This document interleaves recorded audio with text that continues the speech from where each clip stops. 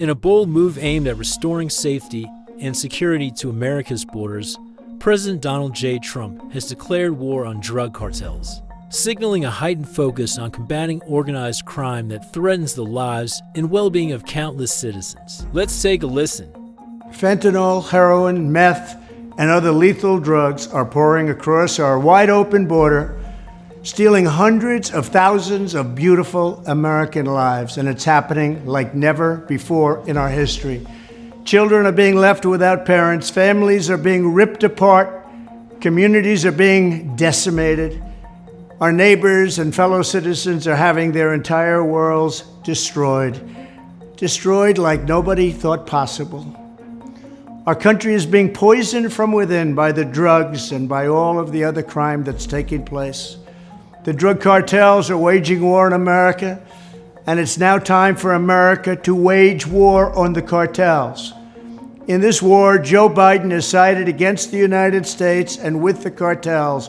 They are making more money than they've ever made before, times 10. There's never been anything like it. They're major companies. They're bigger than even some of our biggest companies. Biden's open border policies are a deadly betrayal of our nation.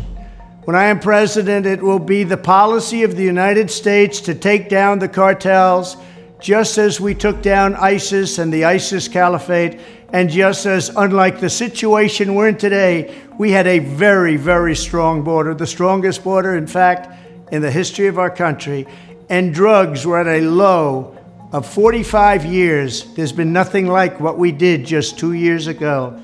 We will show no mercy on the cartels. Every day, drug traffickers are using the waters of our region to ship their lethal poisons to America, killing so many of our people and ruining families. In addition to restoring strong border security, I will deploy all necessary military assets, including the U.S. Navy, to impose the full naval embargo on the cartels. I did that before, and it worked. What we did was incredible. We will guarantee that the waters of the Western Hemisphere are not used to traffic illicit drugs to our country. Furthermore, I will order the Department of Defense to make appropriate use of special forces, cyber warfare, and other overt and covert actions to inflict maximum damage on cartel leadership, infrastructure, and operations.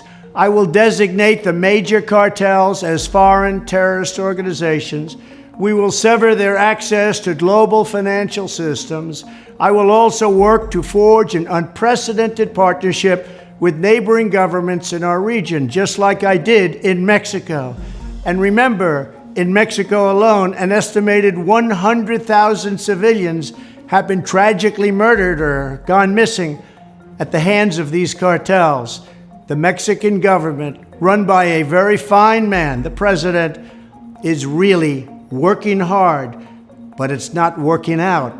These cartels are vicious and they're violent, and they have Mexico for now stymied.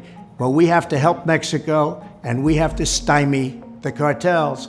Either we will get the full cooperation of other governments to stop this menace, or we will expose every bribe, every kickback, every payoff, and every bit of corruption that is allowing the cartels to preserve their brutal reign, and it is indeed brutal. Finally, as I have said before, I will ask Congress to pass legislation ensuring that drug smugglers and human traffickers receive the death penalty. The drug cartels and their allies in the Biden administration have the blood of countless millions on their hands. Millions and millions of families and people are being destroyed.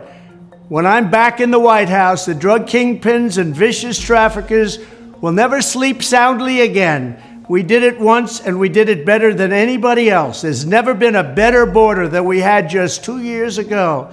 It was strong, it was powerful, and it was respected all over the world. And now we're laughed at all over the world. And we're not going to let that happen much longer. We have to take over, we have to be tough, we have to be smart, we have to be fair. But if we don't do something immediately, our country is gone.